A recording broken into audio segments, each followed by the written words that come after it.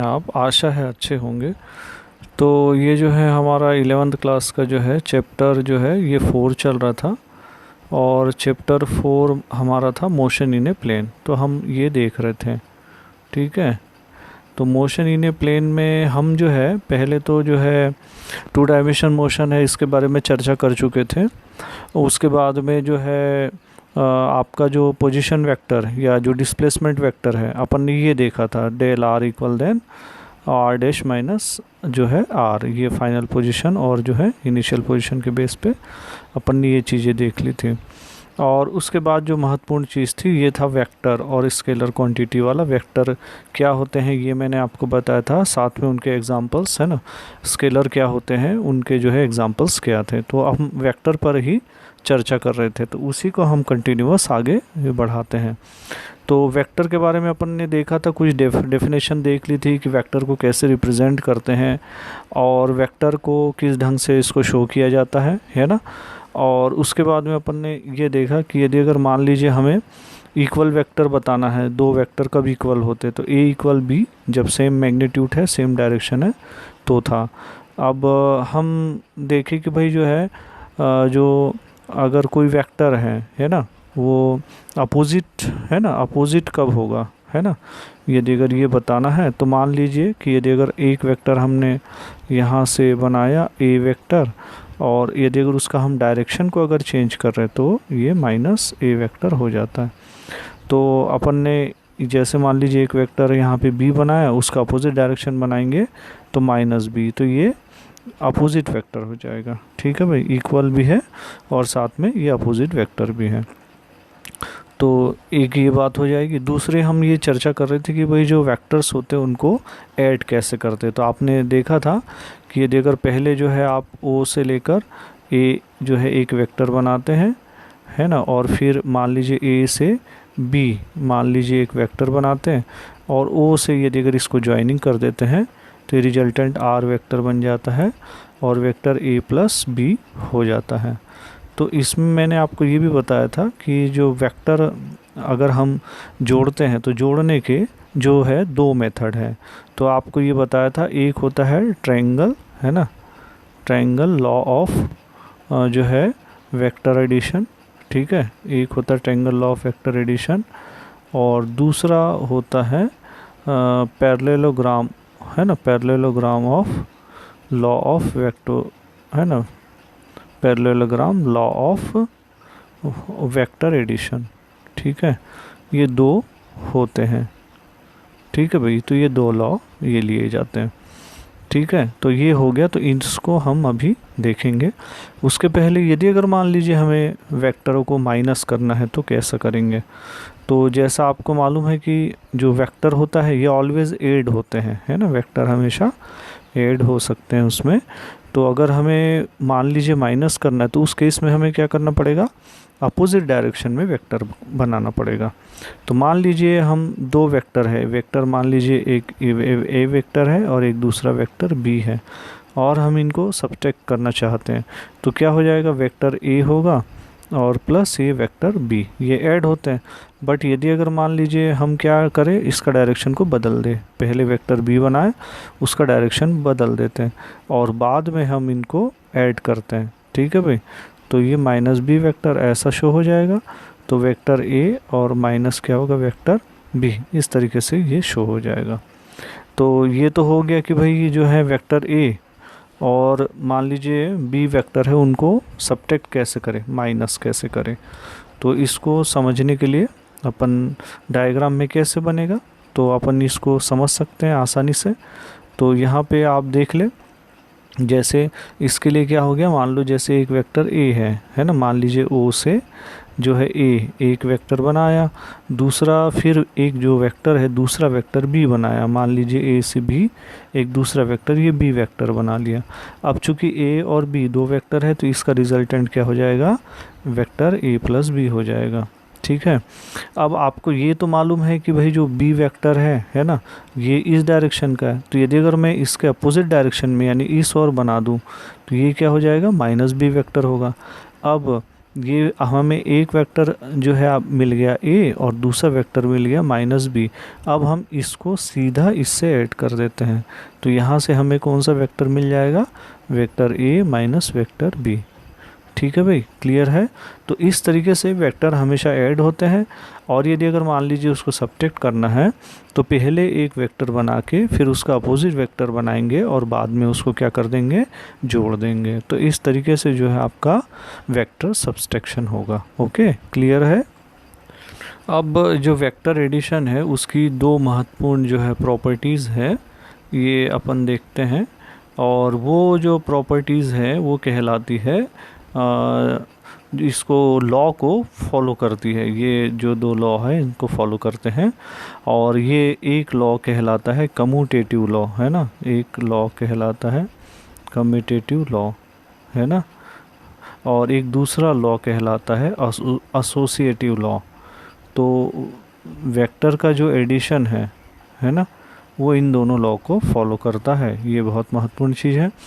तो यदि अगर कम्यूटेटिव लॉ की बात करें तो मान लीजिए एक वेक्टर a है और एक दूसरा वेक्टर मान लीजिए b है, तो वेक्टर a प्लस b को यदि अगर हम ऐड करते हैं तो ये वास्तव में b प्लस a के बराबर भी होता है। ठीक है भाई, तो इसको हम इजीली जो है प्रूव कर सकते हैं। जो आपका vector addition of parallelogram law है उसके माध्यम से हम प्रूफ कर सकते हैं, तो अभी इसको हम बताएंगे।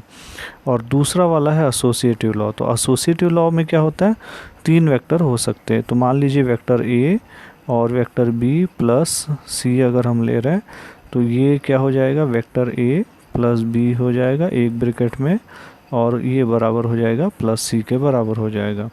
तो इसको अगर हम सिंपल ढंग से समझना है तो ऐसा भी समझ सकते हैं। मान लीजिए वेक्टर a 1 है और वेक्टर b 2 है, तो 2 + 1 3 करेंगे, और यहाँ से जो है फिर ये मान लीजिए 2 + 1 करते तो भी 3 होगा, या 1 + 2 करते तो भी 3 होगा।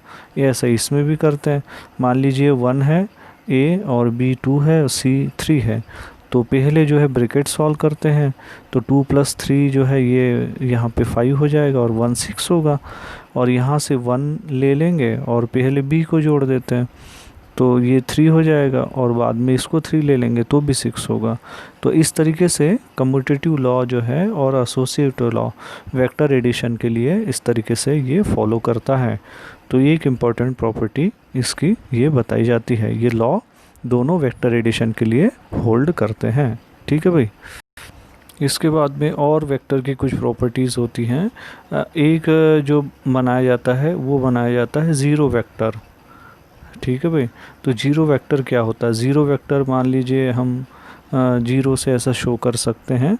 और जीरो वेक्टर की आवश्यकता क्यों पड़ती है, होता क्या है कि मान लीजिए वेक्टर एक हमने बनाया और ऐड करके -1 अपोजिट डायरेक्शन में भी एक वेक्टर बनाया, तो वेक्टर a और प्लस है ना लेके और ये बनाते हैं, तो वेक्टर a और माइनस वेक्टर a। तो इस तरीके से क्या होता है, इस केस में हमें जीरो मिलता है, तो इस तरीके से वेक्टर जीरो मिलेगा। तो कहने का मतलब है जीरो वेक्टर कुछ नहीं है बल्कि जो एक पर्टिकुलर पॉइंट है उसी को शो करता है। दूसरा, कभी कभी जैसे आपको मालूम है जैसे रियल नंबर ले रहे हैं या कोई ज़ीरो ले लिया, और जीरो वाले के साथ में अगर मान लीजिए कोई एक वेक्टर है a का मल्टीप्लाई करते हैं तो नेचुरली उस केस में क्या हो जाएगा, जीरो ही आपको मिलेगा। तो इस तरीके से इसको नल वेक्टर है ना, या तो नल वेक्टर या ज़ीरो वेक्टर कहा जाता है। ठीक है भाई। तो ये भी इसको फॉलो करता है। ठीक है भाई। तो हम यहाँ से अब triangle law of vector addition के ऊपर देखते हैं, है ना। वेक्टर एडिशन या वेक्टर को कैसे ऐड करते हैं। तो इसके पहले मैंने आपको थोड़ा सा ऐड करके दिखाया हुआ भी है कि किस तरीके से इसको ऐड किया जाता है। तो triangle law of vector addition के लिए वेक्टर एडिशन के लिए दो लॉ होते हैं। एक तो जो है आपका ट्रायंगल लॉ होता है ना, triangle law of vector addition होता है, और सेकंड होता है parallelogram of law of vector addition. ठीक है। तो ये मैंने आपको बीच में पहले एग्जांपल में बीच में बता दिए हैं, है ना, वो किसी न किसी मेथड से जुड़े हुए होंगे। तो ट्रायंगल लॉ कुछ नहीं है, ये आपने देखा भी है। तो ट्रायंगल लॉ में कैसा होता है, किस तरीके से वेक्टर को ऐड करेंगे ये ध्यान से देखें।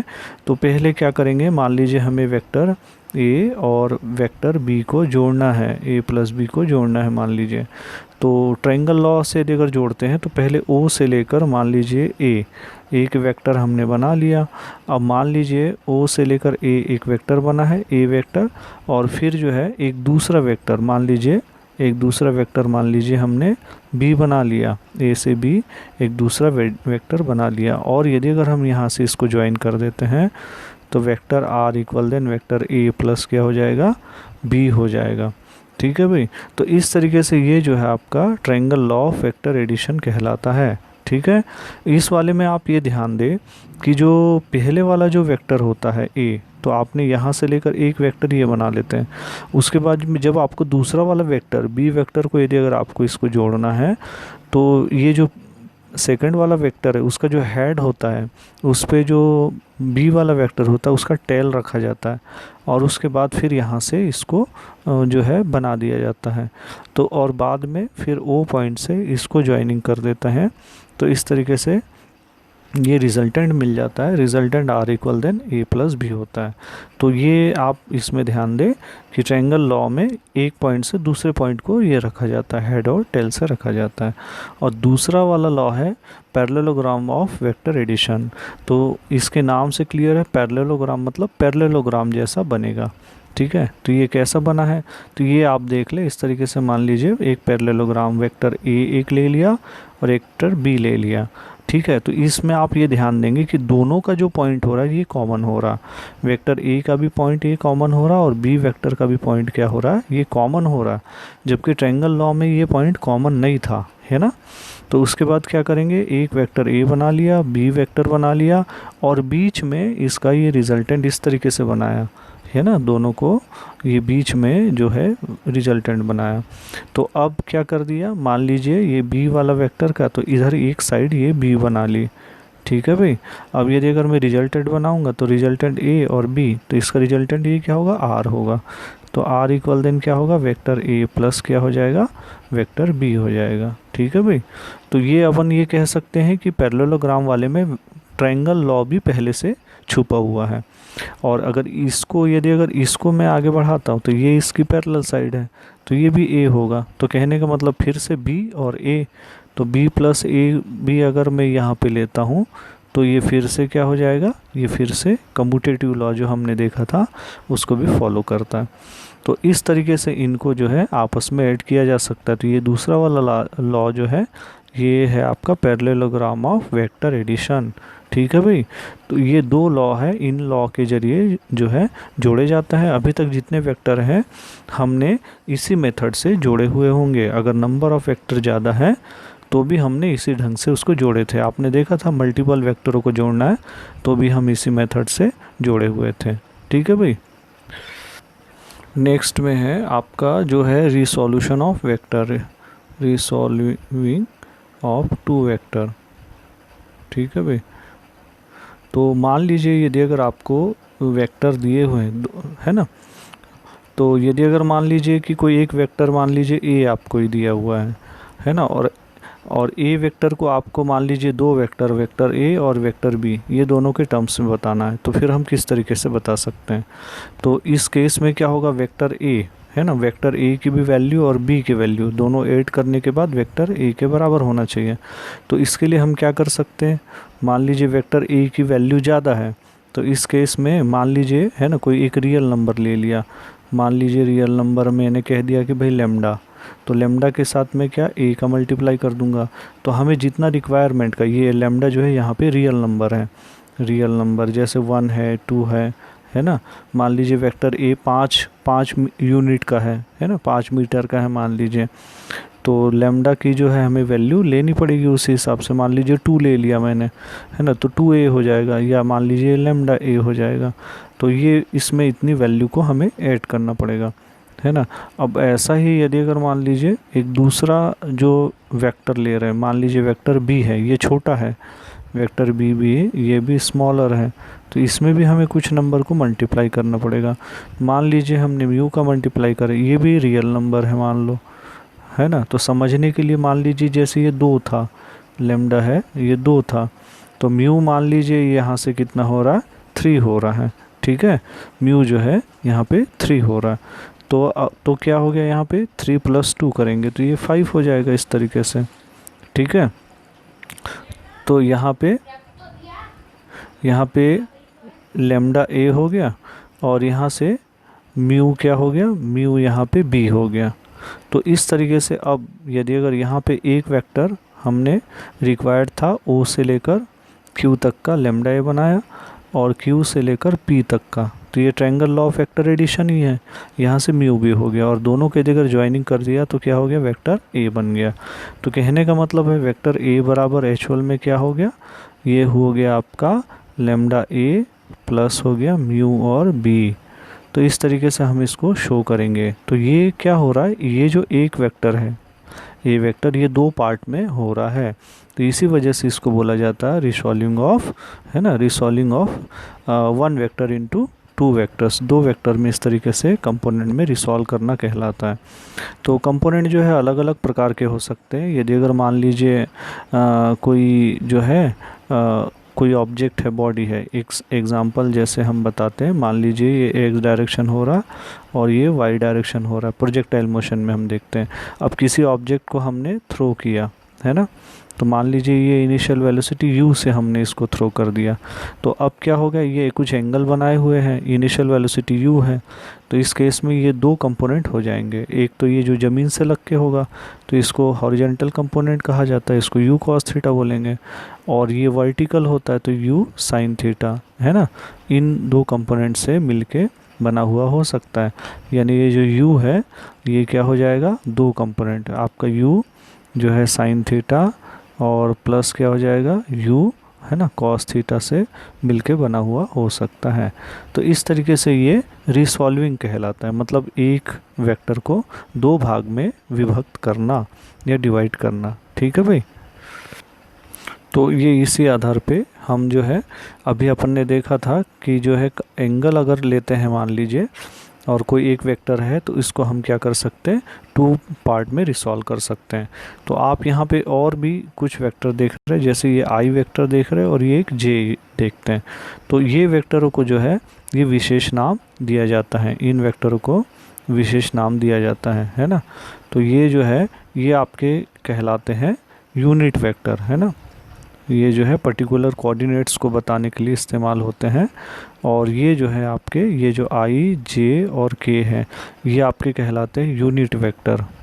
ठीक है भाई, ये कहलाते हैं यूनिट वेक्टर। तो यूनिट वेक्टर यदि अगर मान लीजिए आई मैंने यदि अगर कहा तो वो किस डायरेक्शन को बताएगा, एक्स को बताएगा, और ऐसा ही यदि अगर मान लीजिए जे बताया तो ये वाई डायरेक्शन को बताएगा, और ऐसे यदि अगर यूनिट वेक्टर के बताया तो ये पर्टिकुलर जेड डायरेक्शन को बताएगा। तो ये यूनिट वेक्टर जो है ये आई जे के से बताया जाता है। और अगर हमें डिफाइन करना है किसी भी यूनिट वेक्टर को, मान लीजिए एक यूनिट वेक्टर क्या है ए कैप से इसको बताते हैं, मान लीजिए एक यूनिट वेक्टर को, तो इसको कैसे डिफाइन किया जाता है, यहाँ बताया जाता है वेक्टर जो है ये सेल्फ जो भी वेक्टर है ए, और बाय उसका जो मॉड होता है, मॉड यानी इसकी जो पॉजिटिव वैल्यू है ये बताई जाएगी। तो इस तरीके से जो है ये यूनिट वेक्टर को डिफाइन किया जाता है, vector self divided by vector की जो वैल्यू है या मैग्नीट्यूड है। तो कहने का मतलब है यदि अगर मैं एक वेक्टर ले लूँ तो कहने का मतलब वो किसका प्रोडक्ट होता है, वेक्टर का होता है, और बाय जो वेक्टर सेल्फ होता है इसका भी प्रोडक्ट होता है। यानी कि ये जो है यूनिट वेक्टर होगा और साथ में उसका जो मॉड है ये मिल के बना हुआ रहता है हमेशा वेक्टर से।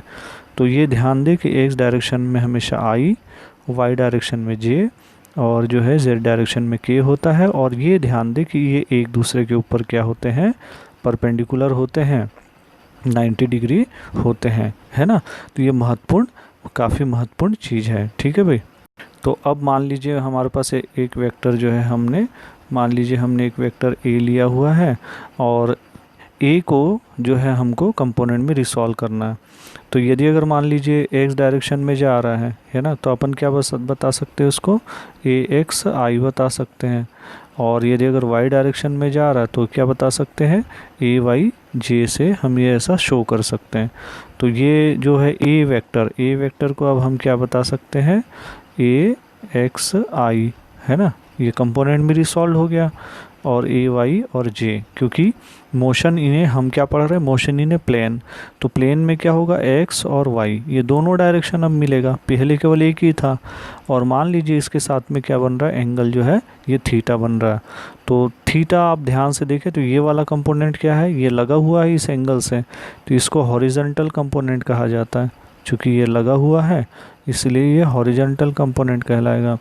और चूँकि ये इस पर जो परपेंडिकुलर हो रहा तो ये आपका कहलाएगा, ये वर्टिकल कंपोनेंट कहलाता है। तो हमेशा ध्यान दें कि जब भी कहीं पे भी एंगल अगर बन रहा है तो हमेशा वो दो कंपोनेंट में डिवाइड रहेगा, एक जो होगा हॉरिजॉन्टल कंपोनेंट होगा और दूसरा वाला क्या हो जाएगा, वर्टिकल कंपोनेंट होगा। तो अब यहाँ से आप ध्यान से देखें कि यदि अगर मैं इसकी कुछ प्रॉपर्टीज़ को निकालूंगा तो जैसा मैंने आपको थोड़ी देर पहले बताया था, यहाँ पे ये जो है एंगल थीटा हो रहा है ये इसके सामने वाली साइड है, तो ए वाई चाहो तो आप जे से बता सकते हैं, और ये क्या हो रहा है आपका ए एक्स आई से बता सकते हैं। अब मान लीजिए मैं पहले ले लेता हूँ साइन थीटा, तो साइन थीटा अगर मैं बात करूँ तो साइन थीटा होता है यहाँ परपेंडिकुलर, तो परपेंडिकुलर क्या हो गया, ए वाई हो गया, है ना भाई, परपेंडिकुलर ए वाई हो गया। और यदि अगर मान लो मैंने कहा परपेंडिकुलर बाय हाइपोटेनस, तो ये क्या हो गया, ए हो गया, है ना। तो इस तरीके से हो जाएगा। तो ए वाई अगर मैं निकालता हूँ तो क्या हो जाएगा, यहाँ से ए होगा और साइन थीटा होगा, ठीक है भाई। तो ये इस तरीके से ये क्या मिल गया, हमेशा मैंने जो अभी आपको बताया था साइन थीटा, ये क्या बता दिया, हॉरिजॉन्टल कंपोनेंट बताएगा, यानी जब भी एंगल यदि अगर आता है तो उसके साथ में हॉरिजॉन्टल कंपोनेंट इस तरीके से जुड़ेगा। ऐसा ही यदि अगर मान लीजिए ये वाला अगर मैं ले रहा हूँ, है ना, साइन थीटा के लिए, तो ये हो गया। ऐसा ही यदि अगर ये वाला लेता हूँ मैं, तो अगर मैं कॉस थीटा लेता हूँ तो कॉस क्या होता है, बेस होता है, तो बेस कितना है, ए एक्स है, और बाय जो है हाइपोटेनस है तो फिर से ए है। तो इस तरीके से यहाँ पे क्या हो जाएगा, ए एक्स अगर ले रहे हैं तो फिर से क्या होगा, ए कॉस थीटा है। तो इस तरीके से हम जो है दोनों कंपोनेंट के फॉर्म में इनको लिख सकते हैं, है ना। अब एक इंटरेस्टिंग फार्मूला देखिए, यदि अगर मैं फर्स्ट वाले में सेकंड को डिवाइड कर देता हूँ तो यहाँ पे क्या है आपका, ए साइन थीटा है, और बाय क्या होगा, ए कॉस थीटा है ना। तो यदि अगर ए तो कैंसिल आउट हो जाएगा, और sine theta by cos theta यदि अगर लेता हूँ तो ये होता है टेन थीटा, ठीक है ना, टेन थीटा होगा। तो ये टेन थीटा बराबर वास्तव में क्या हो गया, यहाँ पे साइन थीटा क्या था, ए वाई था, और ये क्या था, ए एक्स था, है ना भाई।